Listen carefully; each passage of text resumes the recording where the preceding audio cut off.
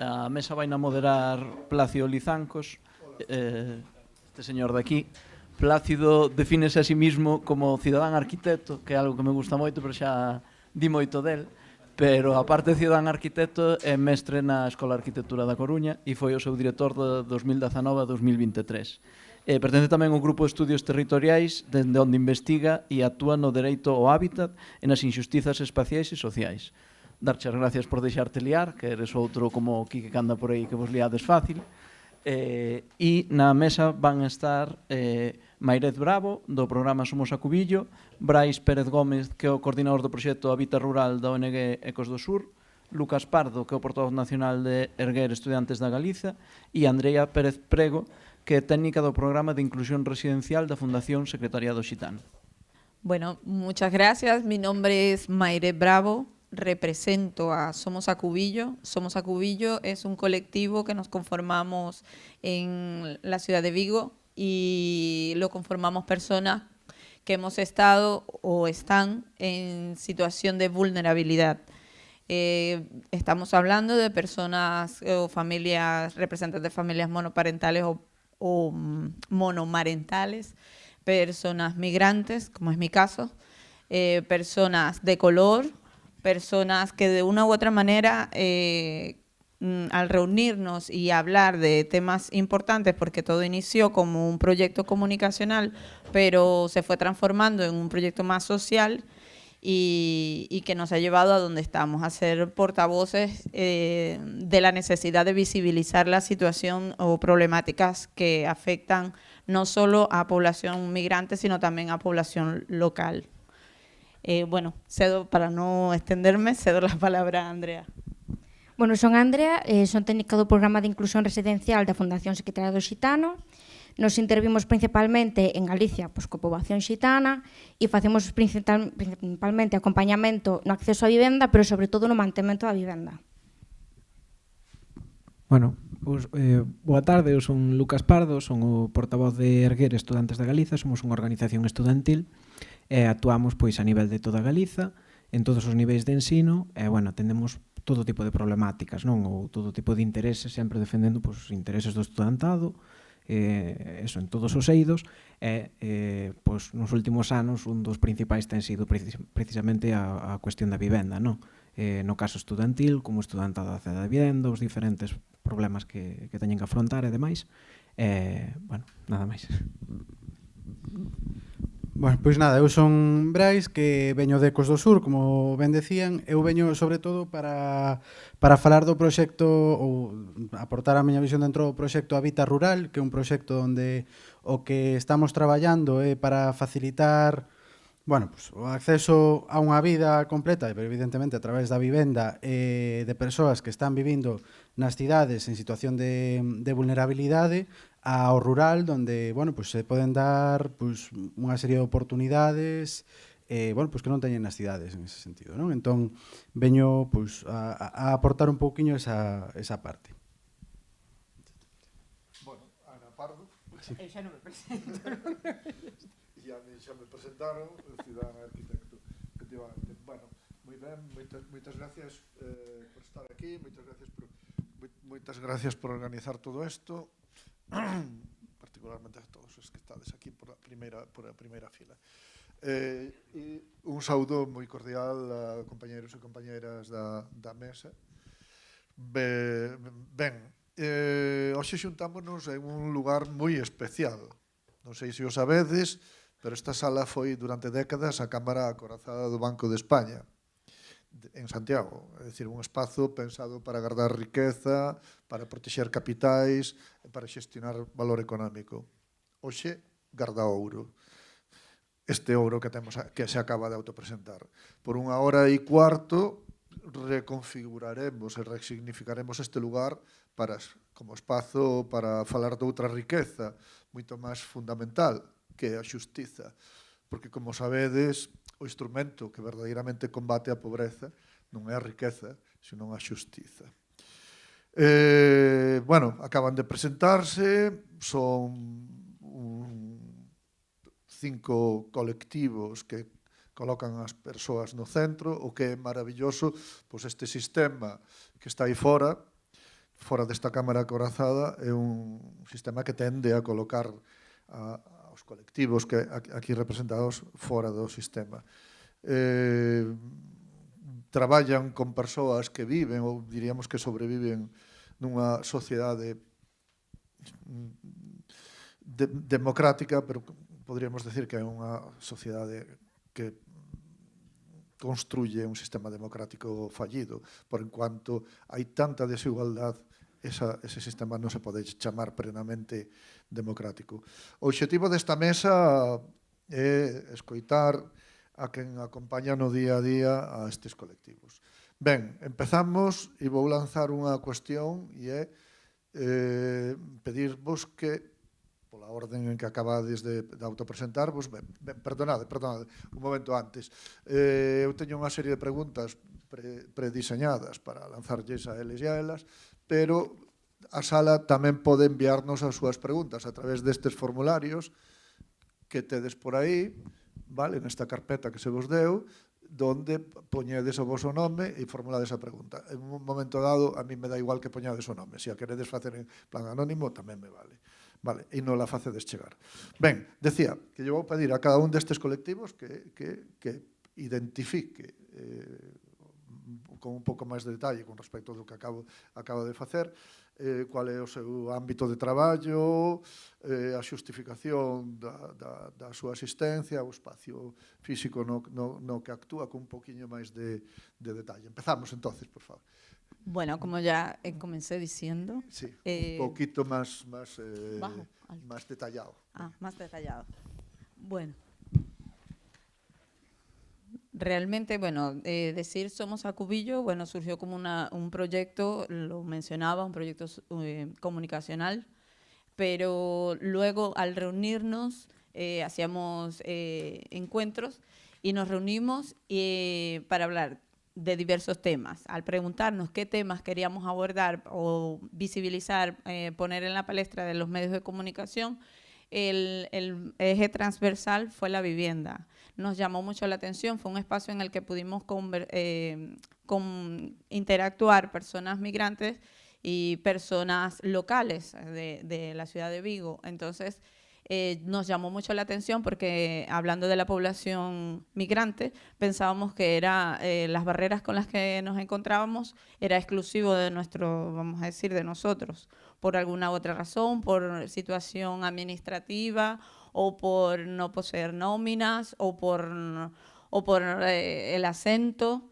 Y resulta que era un tema que lo padecen también personas de aquí. Entonces, eso nos llamaba mucho la atención.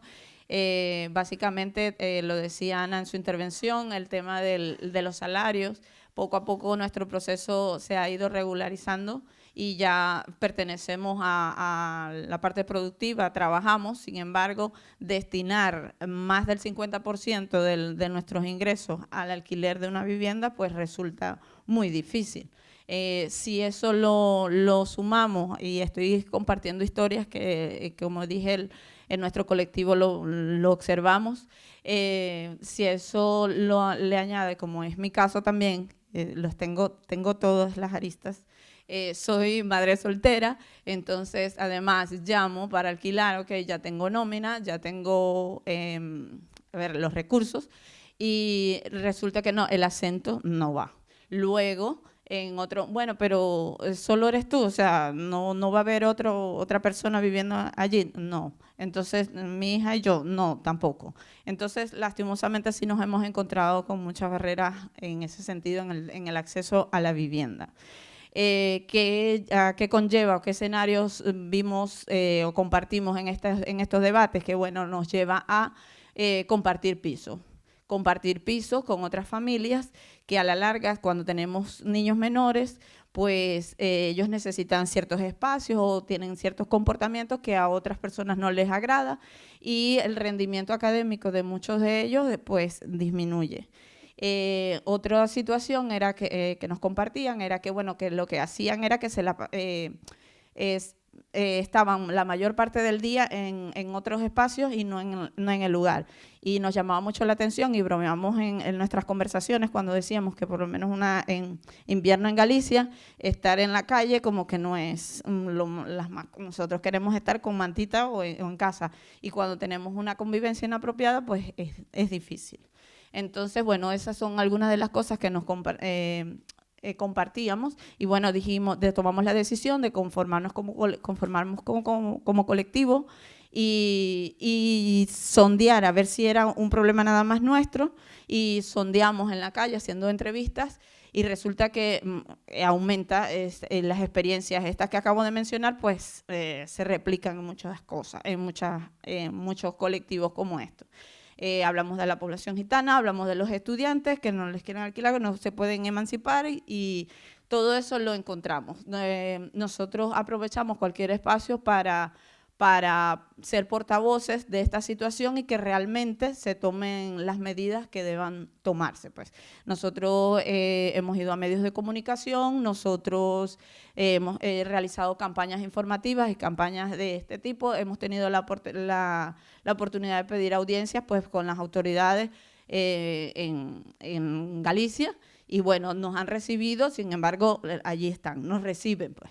Pero nosotros seguimos con la intención de visibilizar la problemática, representar, diagnosticar, actualizando cada día las cosas, porque no solo es estas barreras, también está el precio de los alquileres, también está cada día es mayor la cantidad de personas viviendo de manera o en espacios inadecuados, pero es lo que consiguen, por diversas razones, es lo que consiguen transformándose en infraviviendas. Es una realidad lastimosa y bueno, es lo que nosotros hemos palpado. Gracias, Meirez, por tu intervención. Continuamos con Andrea, por favor. Bueno, a poboación xitana ten unha especial situación de exclusión social. Máis do 80% da poboación xitana en 2018 está en situación de exclusión social e teño unha taxa de preto do 89% de poboación de pobreza infantil. O cal, a situación actual da vivenda, se xa é suficientemente alarmante para persoas que temos ingresos estables, para persoas en unha situación tan delicada é todavía peor. E unha das principais problemáticas que sofren pois, é a situación de infravivenda que comentaba a miña compañeira e os asentamentos chabolistas. A nivel estatal, a poboación xitana, algo máis do 9% están en asentamentos chabolistas, está en situación de infravivenda e preto dun 2% en asentamentos chabolistas. No caso de Galiza, isto aumenta moitísimo, porque a taxa relativa de infravivenda é moito máis, unha das comunidades autónomas máis alta. Está preto dun 30% na situación de infravivenda e sobre un 14% en asentamentos chabolistas. Estes datos son de 2015, porque son os últimos datos actualizados que temos do noso mapa feito en colaboración co Ministerio. Si que nós intuímos que esta situación mellorou un pouco, corroborarmoslo o ano que ven que faremos un mapa novo, pero sí que se agravou moito o acceso ao aluguer, pois un pouco como a todas as persoas. Ademais, é unha situación especialmente delicada porque as persoas que viven en asentamentos chabolistas, máis da metade teñen menos de 16 anos, o cal é unha situación bastante alarmante. Gracias, Andrea. Continuamos con Lucas de Erguer, un colectivo estudiantil que, bueno, non nos debe extrañar que este nesta mesa por cuanto as políticas de vivenda ou as políticas non políticas de non vivenda levan a que moita da xuventude este hoxe en situación precarizada, non? E intente subir a un ascensor social que non funciona. Lucas, por favor. Sí, efectivamente, eu, represento unha organización de estudantes que, si ben non naceu especificamente para centrarse nunha problemática de vivenda, a día de hoxe, ser unha organización que defende os intereses e os dereitos do estudantado, inevitablemente levote a tratar con moi cercamente, digamos, do estudantado a problemática de vivenda, porque é un dos problemas máis grandes ao que nos enfrontamos a día de hoxe. O estudantado, como todos saberedes, supoño, é un colectivo que normalmente tende a ter que desplazarse, porque o desenvolver estudos superiores, incluso cando non é universidade, porque moita xente pensa primeiro na universidade, pero tamén está a formación profesional, os estudos artísticos e demais, tense que desplazar. Eso, ou moitas veces xa leva directamente á emigración, e ter que salir de Galiza, ou dentro de Galiza leva a moita parte da población sair do rural e ir ás cidades. Nun caso como o galego, no que encima temos unhas comunicacións internas bastante ineficaces ou lamentables, case sempre leva a ter que conseguir vivenda. E despois eso, pois, bueno, entrarei despois máis nas problemáticas concretas, pero normalmente está alrededor de dous eixos, o alugueiro de vivenda para estudantes, que é unha cousa casi en si mesma, porque son eses meses concretos do ano, etc. Ou o tema das residencias, que das residencias estudantíes públicas e demais, ou non públicas, que de novo é outro problema aparte. Entonces, digamos que é un colectivo que ten a día de hoxe, ou sempre tuvo un problema ca vivenda, e nos últimos anos os datos o que nos dicen é que se agravou moitísimo e que pasou a ser, pois, se antes era, digamos, das segundas prioridades ou unha prioridade bastante alta, a día de hoxe é a prioridade máis alta dentro dos problemas, dos intereses e dos dereitos que hai que defender do colectivo estudantil galego, tamén a nivel estatal, pero no galego, pois, bueno, ten certas características que o fan especialmente relevante, non? Gracias. Brais, perdón, Lucas, vamos a Brais, entonces, que nos falas de situación en Ecos de Sur, non? Quen sodes, a quen representades, todo isto. Un poquinho máis de detalle. Vale, pois nada, bueno, como decía antes, eu veño por parte de Ecos do Sur, que somos unha entidade que traballamos fundamentalmente, bueno, pois desde fai máis de 30 anos con persoas migrantes para axudar a, bueno, pois instalación no territorio a que esas migracións sexan fructíferas, a facilitalas, en definitiva, non? En todos os seus eixos. Non vou entrar agora todo o que traballamos en Ecos do Sur, porque senón xa me como o tempo, pero sí que dentro de todos eses eixos, unha das cousas que se identificou fai uns anos, non porque sexamos tampouco especialmente listos, sino porque é algo que era evidente e era que o rural se estaba determinando como unha oportunidade pois para traballar, para vivir, para vivir, para non sobrevivir, para vivir realmente, non? Entón, en base a eso, comezamos a facer pequenos proxectos no rural, vinculados pues, a agricultura ecolóxica, vinculados a outro tipo de actividades, e despois, unha vez confirmado, digamos, esa oportunidade e confirmado que é un sector que interesa, que é un sector que era, bueno, pues, moi importante traballar, fai 5 anos lanzamos o proxecto Habita Rural. Habita Rural que, como decía, se basa en unha solución dunha dobre necesidade, na que unha necesidade se soluciona a outra, que temos unha situación de vulnerabilidade, o sea, de grandes bolsas de pobreza nas cidades, moitas veces de falta de emprego, falta de vivenda, falta de emprego, o sea, unha situación moi precaria nas cidades e unha situación de falta de poboación, de envellecemento, de falta de servizos no rural, non? Entón, creemos que estas dúas necesidades se complementan. Se conseguimos que xente que está na cidade en esta situación queira, e, bueno, quere, e facilitar ese traslado rural, pois evidentemente vamos a conseguir máis xente no rural, máis apoio, máis rede, máis servizos.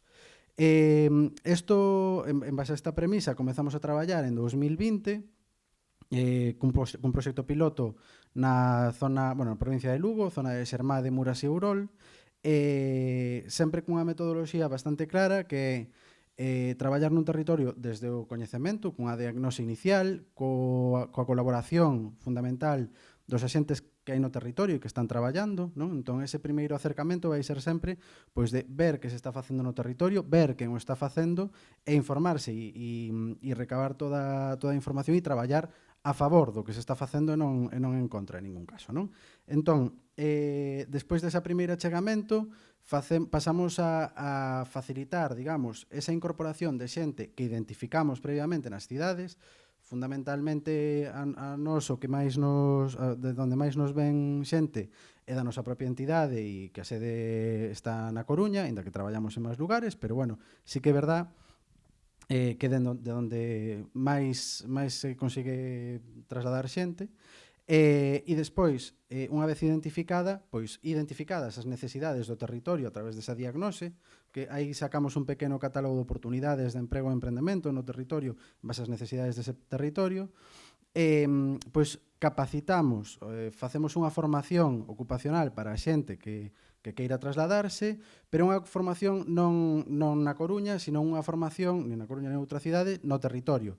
Tal forma que esta formación sirva para que se desplacen ao lugar, para que vivan no lugar, para que experiencien as persoas esta, digamos, esta, bueno, experiencia de vivir no rural galego, porque decía, nos traballamos fundamentalmente con persoas migrantes e se ven, hai xente que ven do campo de outros lugares do mundo, moitas veces o campo de outros lugares do mundo, o rural de outros lugares do mundo non ten nada que ver co rural galego, non? En moitos sentidos, pois. Un exemplo é que eu cando das primeiras entrevistas que fixen, eu me aseguraba moito, mira que vas para o rural, que non vas para unha cidade, estás seguro e tal, pero a ver, estás me asustando. Que pasa? Que eso de rural? Tan complicado de chegar hasta a Coruña?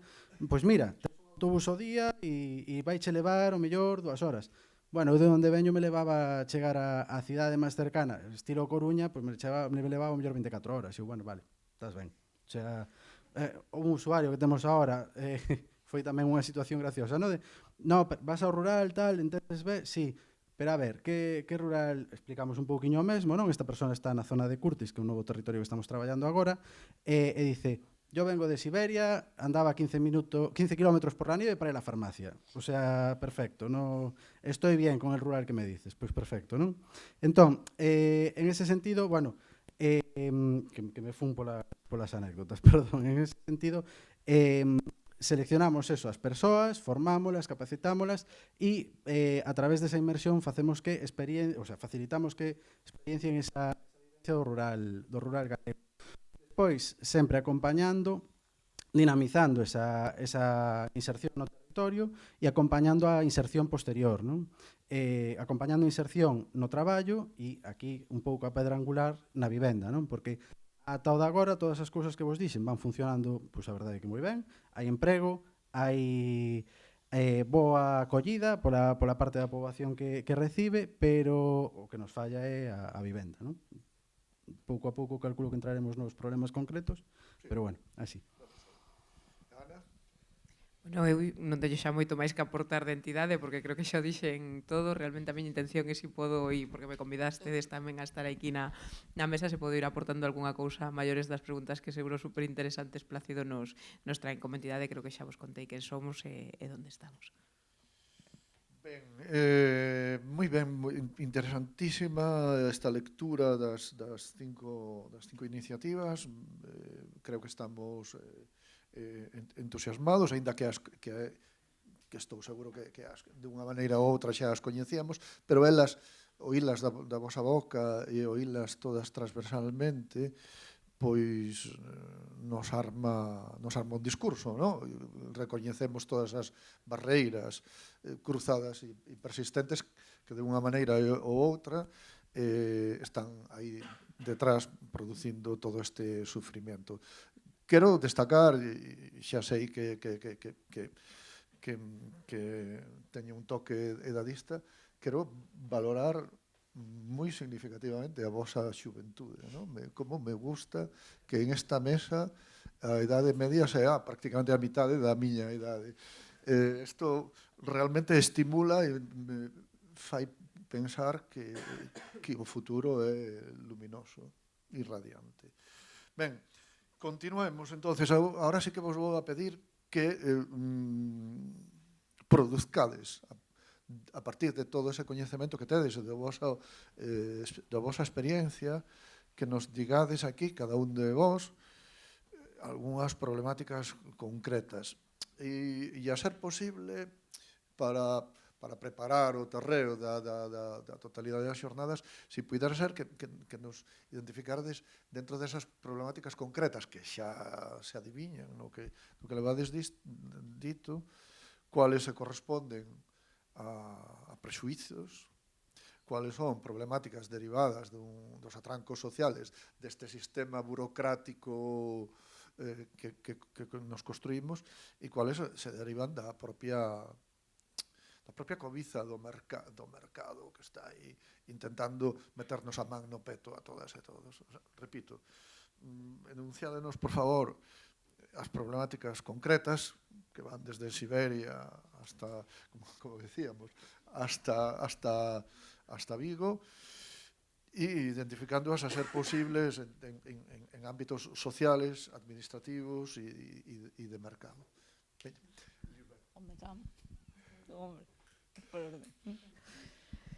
Bueno, Chameite Lisbeth. no pasa nada, Mayre. En lo económico, básicamente es principal el tema de los precios. Regular los precios es un tema importante. En materia de ordenamiento, que ya sería más del sistema, nosotros nos encontramos con, estoy hablando ya muy particular de la población migrante, nos encontramos con que llegamos a España y regular la situación en el país es muy difícil. Realmente los plazos para otorgar nosotros, ¿cuál es sería lo ideal? Un mundo ideal dentro de un sistema apropiado, bueno, que lleguemos y que nos den un permiso de trabajo que mucha gente local desconoce, que nosotros no requerimos de ayudas o de ONG o de servicios sociales porque no queremos hacer vida o queremos venir a vivir del Estado o muchos de otros mitos. Simplemente que no contamos con un permiso para poder incorporarnos al aparato productivo casi que inmediato, que sería lo ideal porque hay mitos, y lo debatía con mis compañeros, dicen no, porque después va a venir mucha gente, pero bueno, a mí me parece que eso sería ideal, porque el que va a venir va a estar claro que va a venir a producir, a trabajar, a incorporarse, a ceñirse a unas normas en una sociedad que, bueno, quiere estabilidad y que en muchos de nuestros países pues no contamos con eso.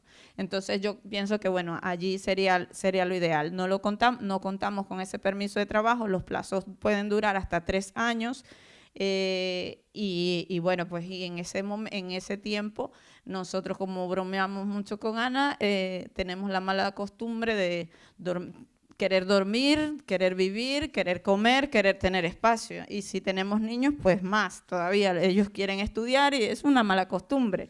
Entonces, realmente es muy necesario que el ordenamiento jurídico o los trámites burocráticos para nuestra población pues realmente sea atendido. Y de esta manera pues ya nos sumaríamos quizás al problema económico, pero bueno, ya vamos minimizando la situación. Y en el tema de los prejuicios, que es muy difícil de regular porque cada propietario puede tener sus criterios, nosotros nos encontramos con experiencias que ya lo comentaba, que llamamos por teléfono para optar por un alquiler, si no tenemos un cierto acento, negado. Luego tenemos la oportunidad, bueno, sí, tienen un acento, chévere. Chévere significa agradable.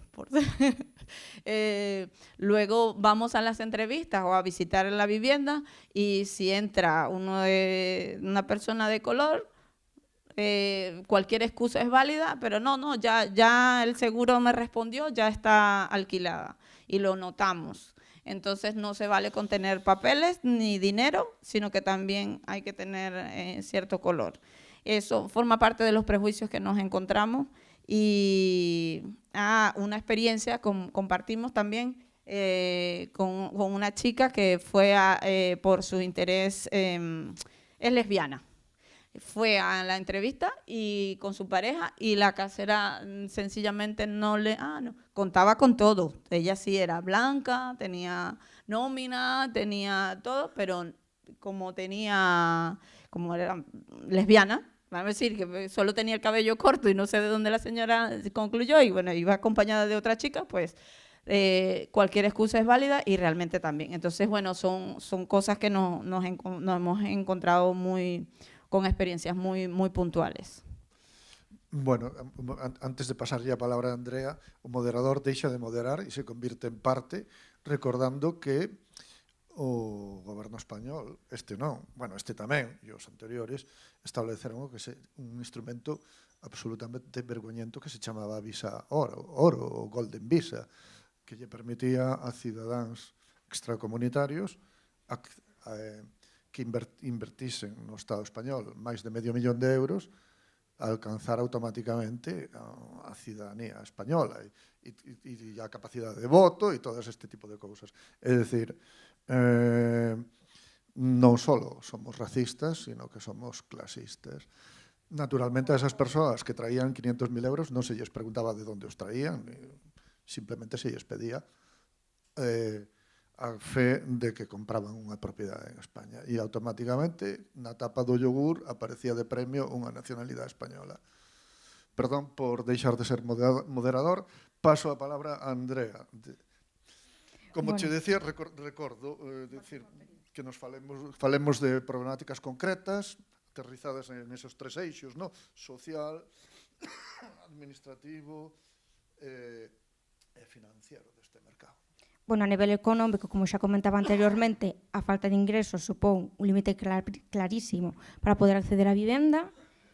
A nivel social, evidentemente, a discriminación é o maior factor. O 75% da poboación xitana sinte que foi discriminada en algún momento en algún eixo relativo ca vivenda. Nos temos un abogado especializado en discriminación que actúa a nivel Galiza. Este ano ten rexistro 10 casos, que son a grande parte dos casos de discriminación, están relacionados ca vivenda. E tuvo, por exemplo, un caso en Vigo dunha persoa que cumplía todos os requisitos de ingresos e demais, pero que a propietaria negábase a alugar a vivenda a unha persoa xitana. Mandaron un escrito contra a inmobiliaria queixándose da situación e demais, leváronos ás más e dixéronos a propietaria non quere alugar a persoa xitana, punto. Non é unha decisión nosa, pero a propietaria manda.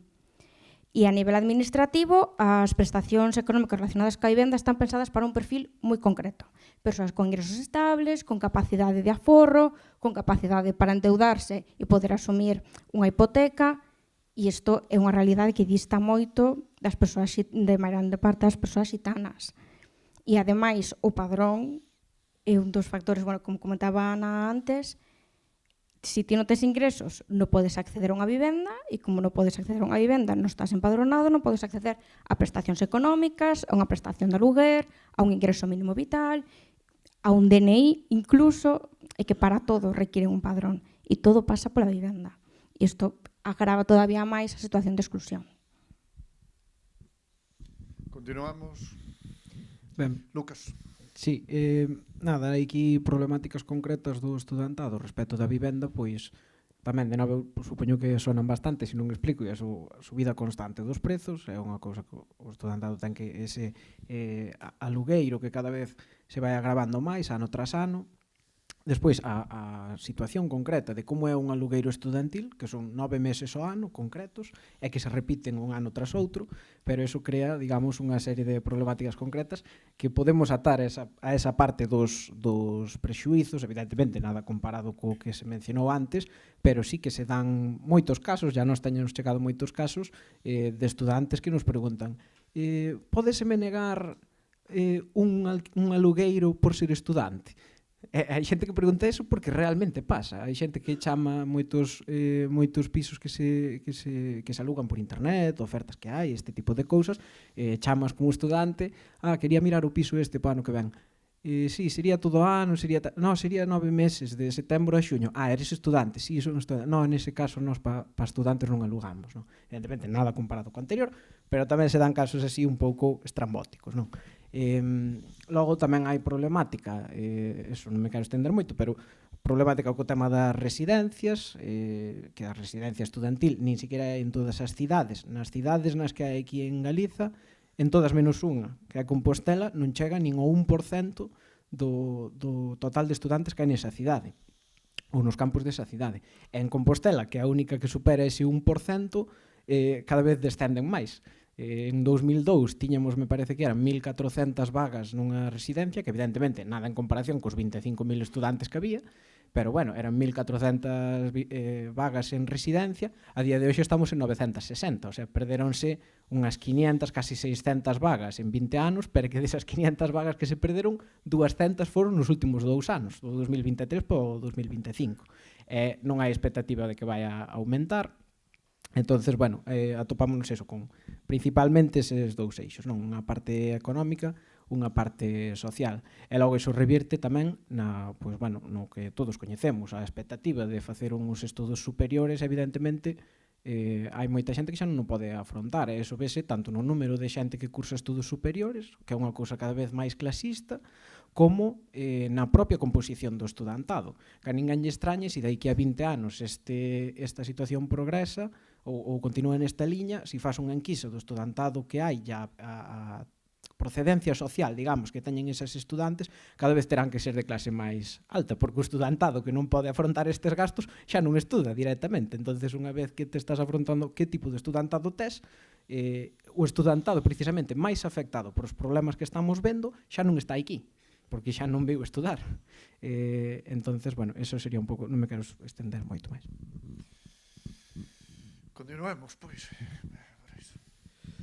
Vale, pois nada, eu sin matizar que vou a falar da problemática no rural, e a problemática no rural sí que é ben distinta da problemática na cidade, aínda que sexa problemática, o sea, que a vivenda leve para ella unha problemática é ben distinta, non? A parte financeira moitas veces no rural non vai ser a maior problemática, non? Que decías da cobiza do mercado, non? Aí probablemente non teñamos o maior problema, porque, a ver, entendédeme, hai en zonas rurais onde se están pagando alugueres, o sea, están subindo os prezos dos alugueres igual, estánse pagando alugueres abusivos, porque pagar poño exemplo de Curtis, non? Ou Teixeiro, pagar un aluguer de 550 ou 600 euros por un piso de 3 habitacións, pois é moi elevado, non? En calquer caso.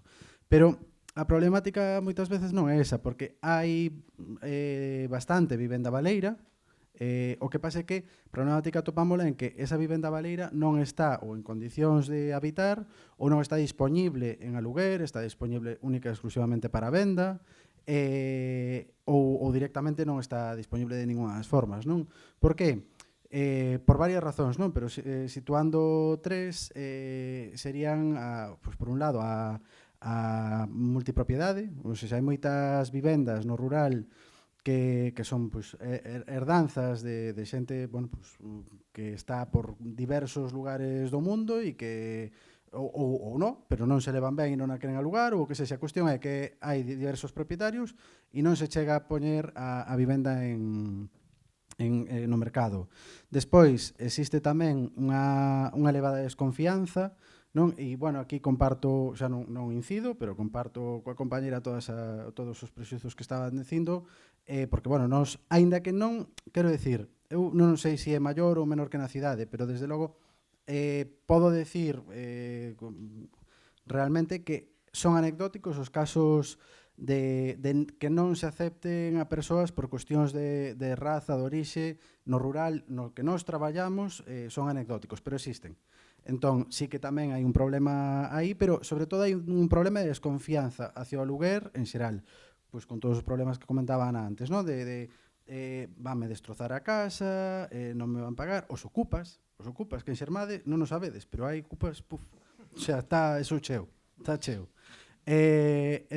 Bueno, e despois un problema que é común a todo o rural galego e que é un problema moi, o sea, que engarza co da vivenda e que é un problema que nos limita ainda máis o acceso á vivenda e é o transporte, a mobilidade, non?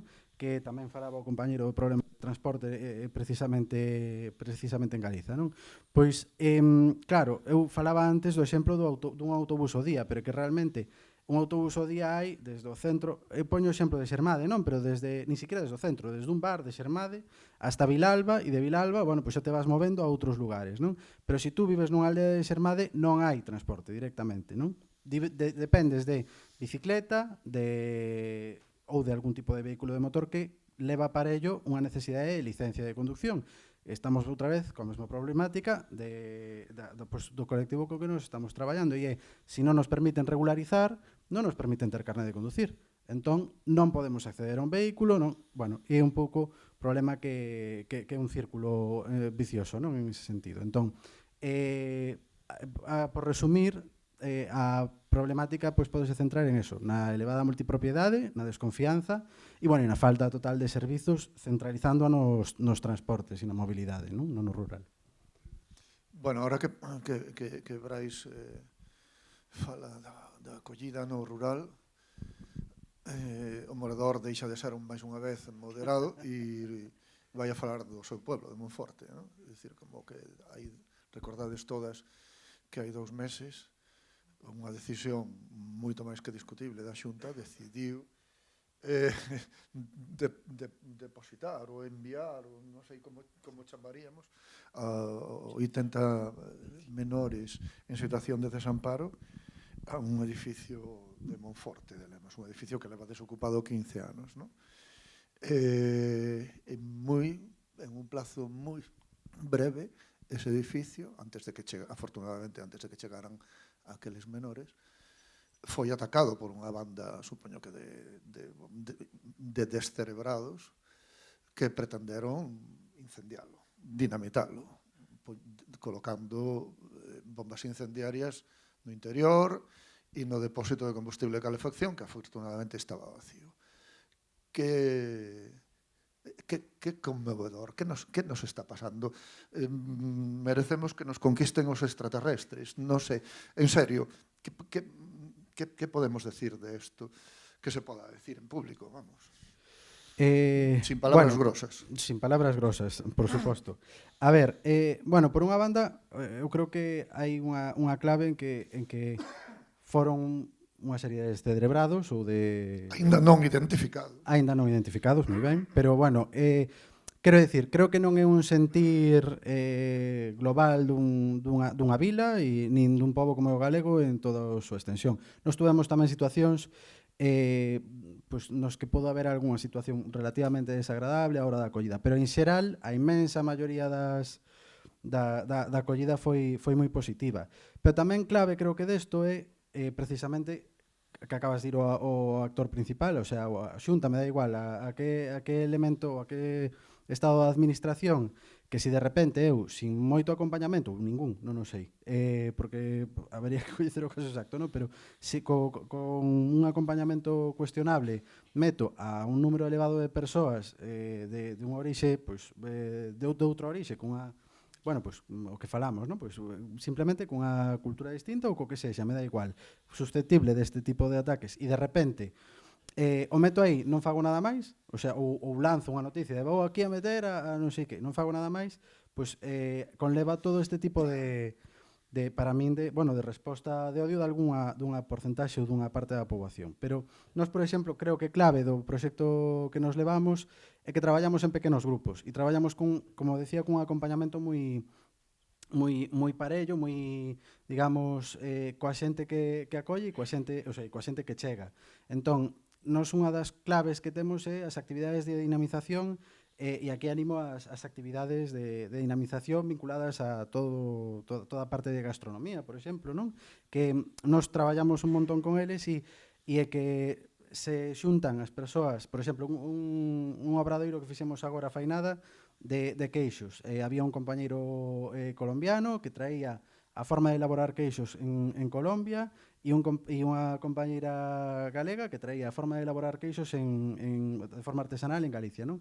E foi moi bonito porque había, pois, máis ou menos 10 personas, pois uns 10 galegos e 10 de outros lugares e compartían formas de facer. O mesmo facemos con pan, o mesmo facemos con xogos tradicionais, o mesmo facemos con unha serie de cousas que o que fan é facilitar esa integración, ese coñecemento e que ao final, volvo a decir, con grupos pequenos a xente o sea, é unha máis da vila moi pronto, quero decir, por exemplo, un exemplo do que acabo de traballar que acabamos de estar pois Curtis, non? Que un rapaz que foi... Bueno, a verdade é que é un chaval de 22 anos que ten o sea, que a súa parella, que acaban de ter un neno, bueno, pois xa son o xoguete da vila, o sea, xa ofreceron que si coche, que si non sei que si ven pa aquí, que si ven pa lá, que tal, son cousas que quero decir, que en ese sentido vemos moita acollida, pero tamén porque a traballamos traballamos previamente, traballamos o durante e traballamos o despois con grupos pequenos, quero decir. Si traes o exemplo contrario, había en outros lugares que tamén, non só este de menores, non? Sino en outros lugares do territorio que se fixeron, meter a xente a cascoporro aí, e houve tamén problemáticas de outros tipos, non? Entón, en ese sentido, creo que a clave tamén está en como traballalo.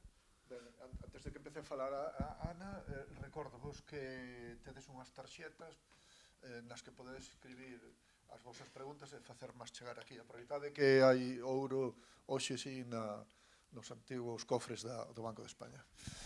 Ana. Bueno, eu creo que recollendo un pouco que o que trasladan todas as compañeras e compañeiros é que nós traballamos desde a vivenda, entonces Provivenda non traballa cun colectivo de persoas en concreto, sino que traballamos con todas as persoas en situacións vulnerables que non poden chegar a unha vivenda. E levado un pouco a referencia a este tema que sacaches do acontecido en Monforte, eu non sei se vos leva como a min moitas veces a reflexionar que ao final gran parte do problema que temos no acceso á vivenda é que parece que hai como un interés en xenerar odio e unha mirada cada vez máis brutal en prexuízo, non?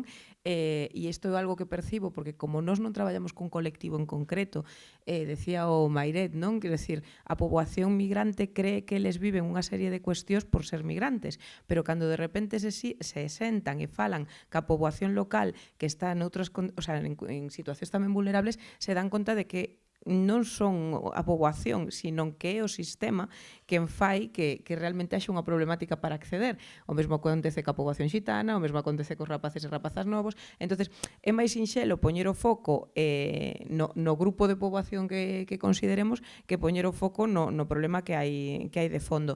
E creo que isto cada vez o temos máis claro de que hai, certos grupos políticos que están fomentando cada vez máis esa separación, ese discurso de odio, e que dependendo de onde sople o aire, poñen o foco máis nun colectivo ou noutro. Nos o que podemos decir que a nosa experiencia acompañando en xeral a poboación é que cando, e que daba aquí as claves tamén o compañeiro, que decía eu cando falaba anterior no comezo na mesa, é que cando as persoas nos conocemos, cando realmente lle pos nome a persoa migrante, a familia xitana, ao rapaz ou rapaza novo, a unha persoa que ten unha problemática de saúde mental ou unha adicción, é que ao final te das conta de que son historias e detrás desas historias e desa etiqueta pois é a vida, non? E ao final pasan por procesos que podemos pasar calquera de nós e é bastante máis fácil de identificar. Entonces, ao final o que temos que recuperar, creo que para que tamén a poboación en xeral asine esos contratos de alugueiro, era o que era antes, que eran relacións de confianza, é dicir, te coñezo e ti me vas a pagar e eu che facilito o acceso á vivenda, pero sin esta entrevista que ahora parece que ir a firmar un contrato de alquiler é como se foras a facer unha entrevista de traballo e vos podo asegurar que é bastante máis complicada, é dicir, que dá igual un pouco todo que poña no teu currículum. Entón, eu creo que tamén temos que reflexionar un pouco de canto nos interesa ahora mismo ou interesa ao sistema poñernos un pouco nun contexto de odiarnos todo e competir entre todos, cando realmente non temos que competir, onde temos que competir en porque se garanticen os dereitos. E creo que aí unimos un pouco o esforzo e nos deixamos de ver como colectivos, pois igual temos un pouquiño máis de potencial. Sobre todo es el tema de yo me pongo en el lugar de siendo propietaria, ¿no? En un futuro siendo propietaria de una vivienda, pues yo no quiero que me la vayan a destruir y todo esto, pero claro, ya es tanta la campaña que se ha metido de los ocupas, que a mí me llama la atención el tema de los ocupas, el tal ocupas, ¿por qué? Porque yo revisé los datos de solicitudes para viviendas de protección social, protección social, y asciende a 17.000 en toda Galicia. ¿Cuántas en Vigo, que es donde resido? 7.000. ¿Y cuántas se construye? 800. Entonces, ¿por qué esas 17.000 solicitudes, o sea, 17.000 personas, y si realmente hay viviendas vacías, ¿por qué no las ocupan? Entonces, realmente allí yo deduzco que esa matriz no es tan así, o sea, no existen tantos, sino que el interés de y yo radicalizo con que el interés de las aseguradoras, DirecTV, todas estas son tanto que te van a ocupar, que realmente incide en el comportamiento de los propietarios y decir, no, es que me van a ocupar y se van a quedar y no me van a pagar. Y el tema de las aseguradoras, pues los seguros de impago, bueno, ya más allá de que te garantice la nómina, pero también hay que el seguro de impago, porque si no, no te van a pagar, no te van a pagar, no te van a pagar. Y realmente lo que se traduce es que no hay garantía suficiente entonces para los propietarios, o lo que se puede deducir es que no hay realmente garantías en el ordenamiento jurídico actual, porque si no, o gana más la campaña comunicacional o realmente no hay ordenamiento jurídico que garantice el derecho a la propiedad privada. Entonces allí es un tema estructural para mí y nuestro grupo, nuestro colectivo de Somos Acubillo, nosotros lo que nos dedicamos básicamente es a eso, pues a romper, a visibilizar esa problemática de la vivienda, porque es tan transversal que aquí lo vemos en una cantidad de personas diversas, pero es que afecta la salud mental. Entonces la salud mental, al final vamos a salir a la calle, somos personas, entonces la sociedad que van a heredar o nuestras futuras generaciones, entonces ¿qué tipo de sociedad va a ser? Si una sociedad o frustrada o enojada o mal preparada o sea, realmente es importante que todos nos sumemos a resolver esta situación. Bueno, eu... Querías retomar? Por favor, sí. Vale. Bueno, nada, é que eu agarro un micro. Bueno, eu estaba intentando facer unha especie de síntesis así moi apurada despois de escoitarvos e intentando dibuixar o perfil ao que se lle vende ou alquila hoxe unha vivenda, non? E acabo de encontrar a ecuación. Como? Ay, por favor. Encontrei que é un BBVA-HR, é dicir, un blanco, burgués, varón, adulto e sano, heterosexual e rico. Fora de eso, aquí non se lle alquila e non se lle dá vivenda a ninguén. Non é unha broma, é imprescindible que haxa unha acción decidida de goberno poderosa e que interrumpa estas prácticas inxustas e que restablezca o orden, o dereito á vivenda que se universalice. André, querías dicir? Sí, que aparte de eso incluiría que un varón sen fillos, porque os menores tampouco os queren unha vivenda. Claro, sí, o sea, un varón adulto, heterosexual e non reproductivo. Sí. O con fillos emancipados. Sí, vale. Bueno, evidentemente estamos xogando con ironía o tema de unha seriedade extraordinaria, porque basicamente o que estamos evidenciando é que a democracia que tan modélica que pretendemos creernos que nos acolle, pois non é tanto, posto que non todos os dereitos chegan a todas as persoas, non todos os dereitos chegan a todos os espacios, non todos os dereitos chegan a todos os puntos do territorio. Isto non está nada ben. Seguinte cuestión. Veña, deixemos de facer análisis e fagamos descripción do que estamos facendo xa.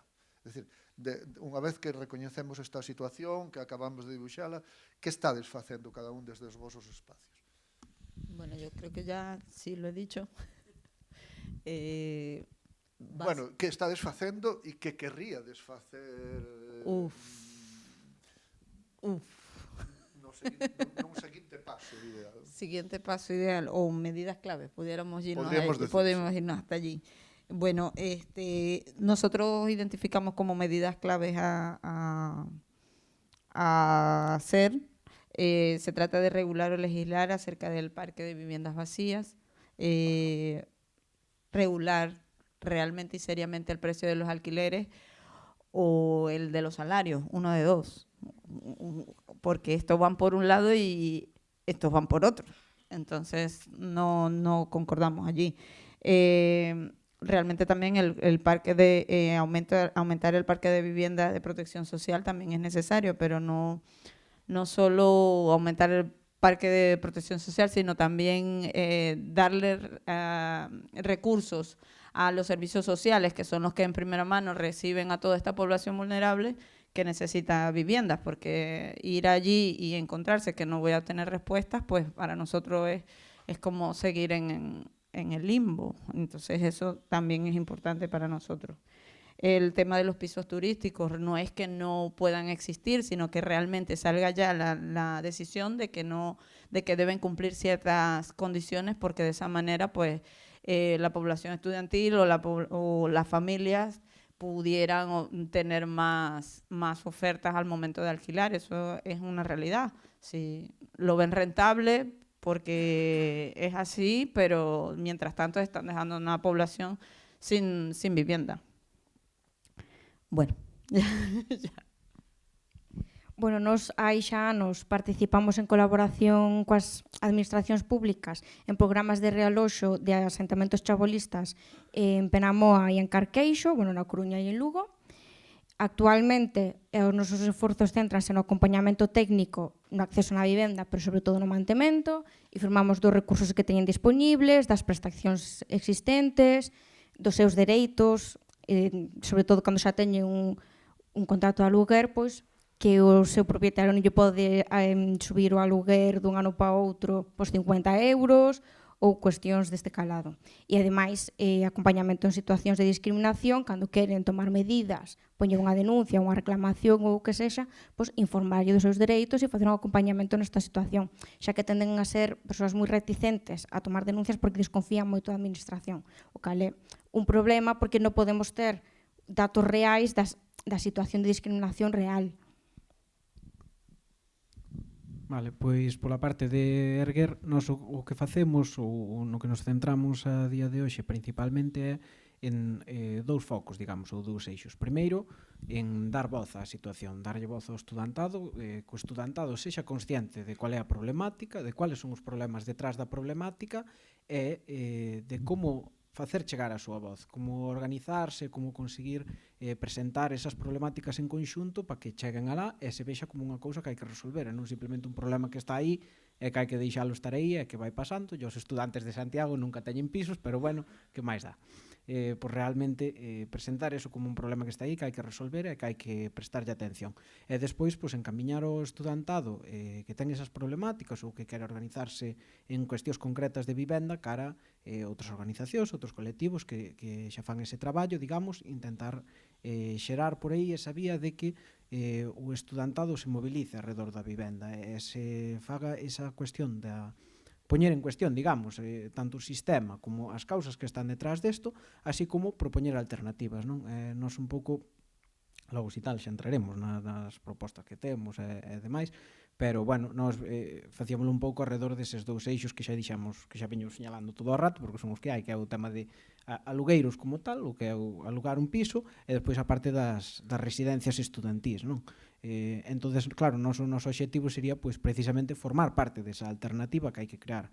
Eu creo que un dos problemas que afronta o estudantado a día de hoxe respecto da vivenda é precisamente atoparse nunha especie de encerrona na que non hai alternativa realmente. A situación que tes é ou pagas un alugueiro que tes que casi endeudar aos teus pais para poder estudar, que se logo vais sumar en riba de todos os custos que ten a maiores estudar, ou intentas acceder a unha residencia, se non a tes vas ter que ir a unha privada, que volves a estar no mismo, de ter que endeudar a túa familia, e se non a outra alternativa é quedar na casa, non estudar ou non acceder ao ensino superior. Esas son as partes que hai. Entón, nós o que pensamos é que hai que precisamente dinamizar esa alternativa, que haxa realmente que a oferta de vagas nas residencias públicas que sexa real, que non sexa menos dun 1% na maior parte das cidades, ou 960 prazas na Universidade de Santiago cando ten 22.000 estudantes. Eso ténselle que dar voz, ténselle que dar realmente presentar que eso hai que solucionalo, hai que crear unha alternativa a peso. E despois, pois, na parte dos alugueiros tamén, nos, bueno, xa entrarei despois, é que se non vou liar aquí a facer propostas, supoño que logo xa haberá outras preguntas sobre eso.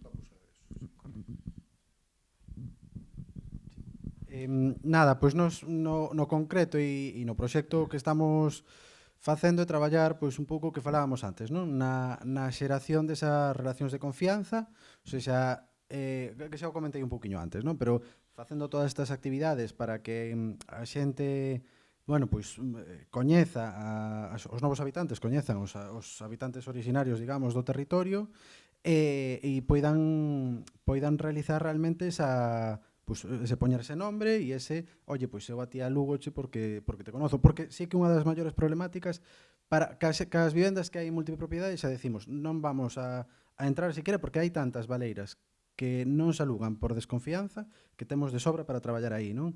Entón, nós facemos moito acompañamento en ese sentido, moita rúa, moito xerarnos confianza primeiro, ca rede de xentes que xeramos, a rede de xentes claves que xeramos, facemos encontros informativos ou realmente participativos de cara a propoñer solucións ou a propoñer propostas para ver como conseguiríamos xerar confianza para alugar no territorio.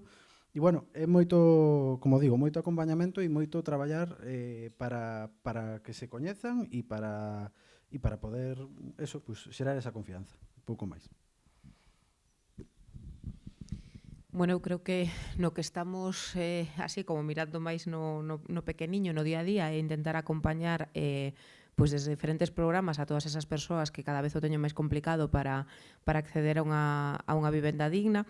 É verdade que para nós como profesionais moitas veces é frustrante porque realmente o volumen de persoas que nos digamos que nos chegan frente á resposta que podemos dar, pois é moi limitada e creo que non hai nada máis frustrante que saber como facelo ou ter como as ferramentas para poder facelo, pero que non tes os recursos suficientes para poder chegar moito máis alá. Pero tamén é verdade que creo que dentro do noso traballo tamén facemos unha mirada un pouco máis arriba, non? E a intentar, pois seguir facendo incidencia política, seguir intentando unha incidencia política propositiva, é dicir, non, eu creo que as entidades sociais e Provivenda en concreto non é unha entidade que veña facendo unha incidencia de crítica única e exclusivamente, sino que ven facendo unha incidencia na que permite mostrarlle ás administracións que hai outro xeito de facer as cousas, que a veces fai falta proximidade do terceiro sector ou das entidades sociais, que a administración, por moito que queira, está un pouquiño máis lonxe e que non pasa nada, que todos somos pezas clave e fundamentais dun engranaxe, que ao final temos unha mesma misión, non? Que mellorar a calidade de vida das persoas. Entonces, bueno, eu creo que así en síntese que estamos facendo e o que nos queda por facer, pois é seguir acompañando esos procesos máis pequeniños que o acompañamento de cada unha das persoas, pero tamén cunha mirada un pouco máis a medio e longo prazo de intentar cambiar as políticas para que realmente o mellor algún día as entidades sociais nos podamos dedicar a outra cousa, non? Por aí vai ir ahora, aproximándonos ao final e antes de iniciar a que pode ser a última ou a penúltima rolda de preguntas, invito a platea a que se manifieste ahora a través destes papeliños ou de viva voz directamente. Vale. Ben, imaginade, compañeiros e compañeiras de mesa, de non mesa, que tedes a capacidade de darlle o botón de imprimir no boletín oficial do Estado. Que enviaríades a imprimir esta noite? Ou, vamos a ver, vamos a facer máis fácil, nos próximos días. Algo que fora realmente transformador, que non supuxera simplemente unha resistencia, como que facedes. Podedelo pensar brevemente. Que, bueno, ou mellor, non pensado. Adiante. Tener esa potestad es interesantísimo. Interesantísimo. Aí vimos de todo en ese boletín oficial do Estado e no Diario Oficial de Galicia tamén. Hombre, realmente no encuentro en este momento las palabras adecuadas, pero yo considero que siendo un derecho fundamental que está recogido en la Constitución, se debe ya encontrar la manera de que exista, de que realmente se destinen recursos. Se destinará tal porcentaje de recursos para construcción de vivienda en determinados lugares. Me parece, en el día de hoy, en lo particular, me llevó interesante conocer la experiencia de lo rural, porque sí que en las grandes ciudades, yo hablo mucho y conozco mucha gente hablando, y en las grandes ciudades de este país, pues las personas no habitan en el centro, sino en las afueras, pues entonces pudiéramos replicar también eso aquí, pero eso, que no se satanice lo rural y bueno, eso pudiera ser interesante más adelante. Vamos a ver, ya estoy tomando nota, cositas. Pero ciertamente sí, el destinar recursos es lo esencial. El regular el ordenamiento jurídico, como ya lo he dicho, es fundamental, porque yo considero que en un Estado democrático, debe existir las garantías para la propiedad privada y para el derecho, para acceder a los derechos fundamentales. Entonces, bueno, esas serían mis dos premisas dentro de ese BOE, no sé. Bueno, eu a proposta de aumentar o parque público engadiría que fose en réxime de aluguer, que foi o que comentaba antes Ana, porque de nada sirve invertir todos os cartos que se invirten en vivenda pública se ao final van a acabar en más privadas, non ten ningún sentido. É como tirar os cartos ao final. E, bueno, tamén a nosa proposta sería facer un plan estatal de erradicación do chabolismo, co cal estarían implicados todos os niveis da administración pública, limitar os prezos do aluguer para que sexa máis accesible para toda a poboación xitana ou toda a poboación, especialmente en situación de exclusión social, crear liñas de aval para poder facer fincapé nas persoas en risco de exclusión que non poden garantir o pago dese aluguer e demais, e que, polo tanto, xenerar máis desconfianza nos propietarios, xerar unha liña de avales específico para este tipo de poboación. E garantir tamén que as prestacións xa existentes e as novas que se vayan a crear sexan accesibles para as persoas en situación de exclusión, porque ao final, como comentaba antes, se non tes un padrón e non tes unha vivenda e demais, non podes acceder a un ingreso mínimo vital, un bono de aluguer e demais. Bueno, a pregunta é moi complicada, porque é un abano de posibilidades tan grande que costa centrala un pouco, pero nada, se lle pudera dar a ese botón conseguir algo en concreto, eu penso que unha das propostas así máis ou mellor ambiciosas que temos ou das ideas que lanzamos é a creación dun sistema público de residencias estudantís galego, que é un modelo que existe noutros estados, que se ten posto en marcha. En Francia teñen algo que funciona máis ou menos así, que integra tamén a parte dos comedores e demais estudantís, e que sería fundamental. A día de hoxe, por exemplo, na USC funciona o sistema universitario de residencias que teñen, que unifica a oferta de residencias que teñen, non? Pois algo a nivel galego que unificara toda a oferta que debería de haber para todos os campus e das cidades universitarias tamén podería funcionar. Eso, tendo a posibilidade de darlle un botón e que salira no DOGA, pois algo dese sistema que tivera un mínimo de porcentaxe do estudantado desa cidade ou dese campus que tivera que atender en canto a prazas, e que introducira diferentes mecanismos, que non sexa só construir unha residencia, un edificio enorme para ofertar 100 prazas, non? Tamén pode facerse, unha vez que tes ese servizo, actuar dentro un pouco do sistema que mencionaba antes Ana, non? Dunha posta en marcha de movilización de bolsas de vivenda, movilización de vivenda que está deshabitada, e poñela pois en mans dese servizo de residencias estudantís, que o estudantado poida residir nesas áreas tamén nos centros das cidades, que tamén é importante, ou cerca dos puntos de ensino, que tamén é esencial, digamos, non? Por o tema do transporte que dicíamos antes, a maior parte dos estudantes non teñen coche. Depende sempre do sistema de transporte. Entonces, nada, eu, claro, sendo así a poder divino, pois diría eso, pero, a ver. Continuamos imprimindo o boletín oficial, o diario oficial. Bueno, eu tendo a man ese botón, síntome tentado a darlle de autodestrucción, pero bueno, o sea... Destruir o capitalismo. E fuera. Pero bueno, fora... Sí, efectivamente, pero bueno, fora da broma, sí que é verdad que compartindo, creo que, bueno, xa Ana fixo un montón de propostas moi interesantes na súa intervención anterior e bueno, compartindo todas as propostas que estaban facendo aquí as compañeiras, tamén eu creo que é interesante, non sei como poñelo para que fose máis efectivo, non? Pero penalizar ou limitar a tenencia de vivendas baleiras eu creo que é fundamental.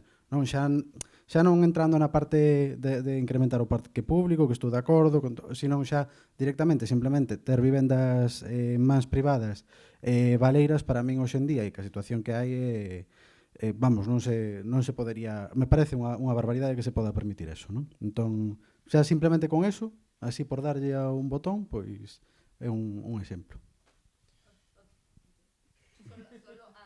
Vas a imprimir 2 veces. No, voy a imprimir, esto es un postdata. Sí, dale. No, es algo que quiero compartir porque me llamó mucho la atención. Me llamó mucho la atención cuando me lo compartía una persona, un gallego, realmente, un local. Y decía, sí, porque el tema de las viviendas de protección.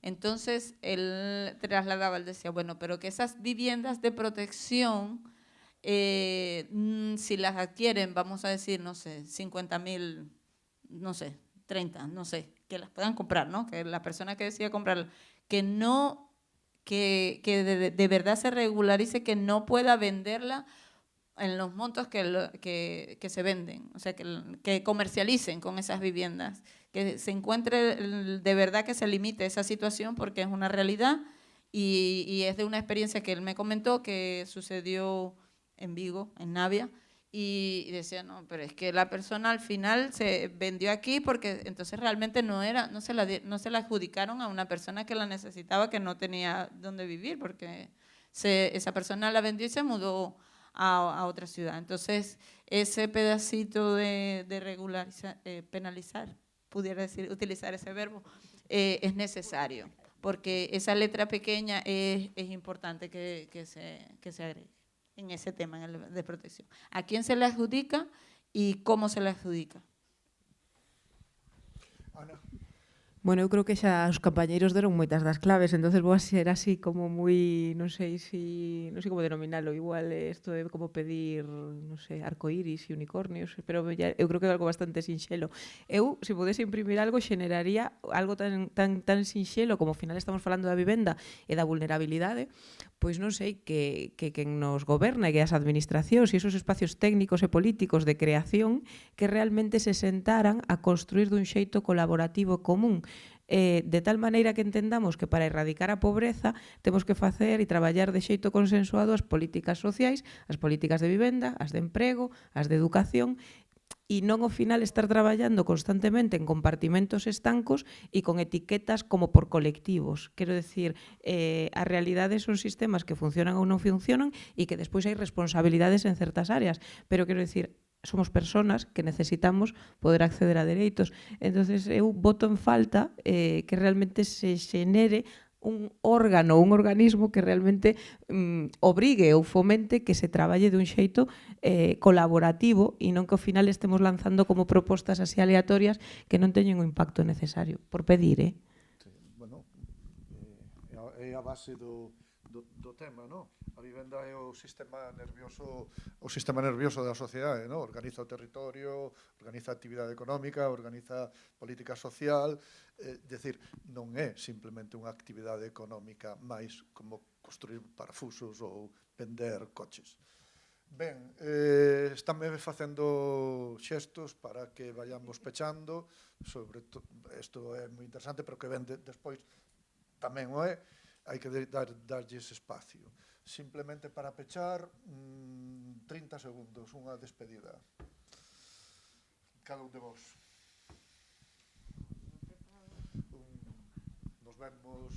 Bueno, yo me voy con la premisa, me despido mejor dicho, me despido con la premisa de que para nosotros y para muchas personas y realmente son muchas o somos muchas las personas que consideramos que un futuro mejor es posible, como es nuestro eslogan, y realmente sumémonos y vamos a lograr algo. Yo estoy convencidísima de eso. Entonces, nada, gracias a todos los organizadores de la actividad y bueno, la invitación por poder transmitir y compartir nuestra realidad y que bueno, que si pude romper alguno de los mitos o dar a conocer una situación, pues para mí más que satisfecha.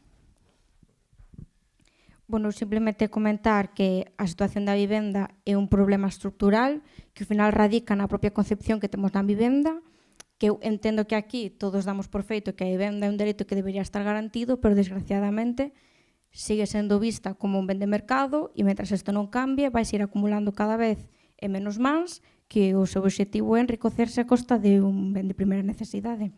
E, bueno, moitas gracias á organización por convidarme e do ao meu compañero.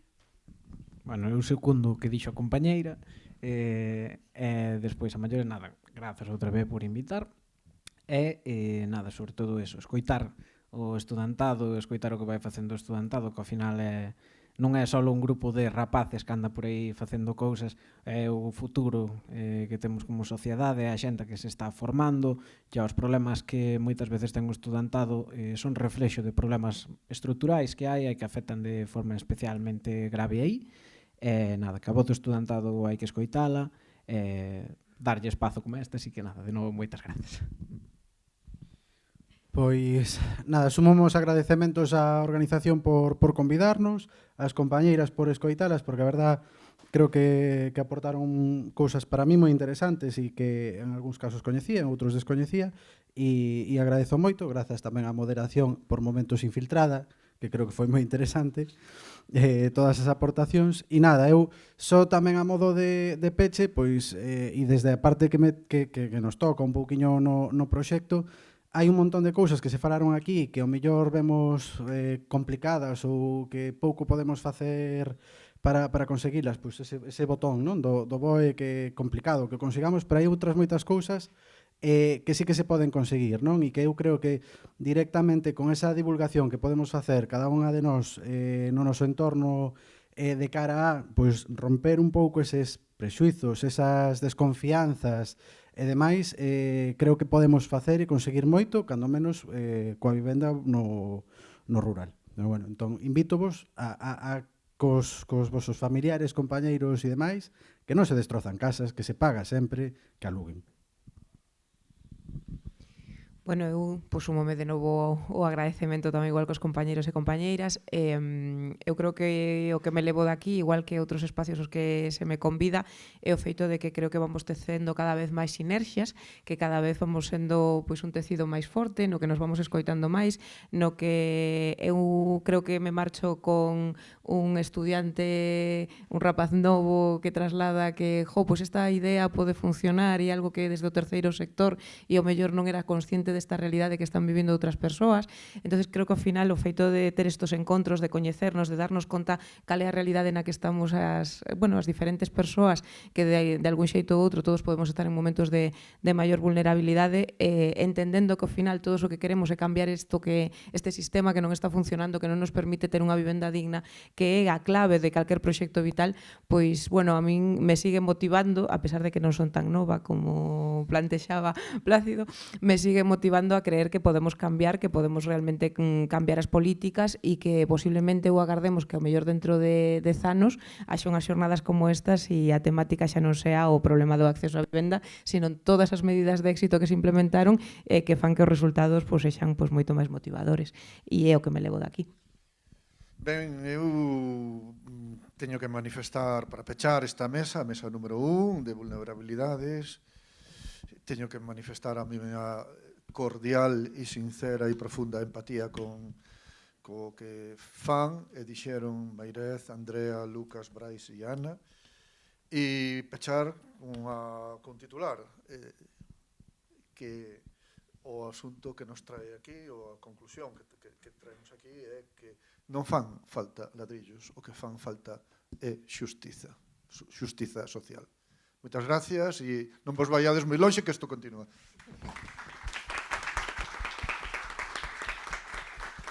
Ben.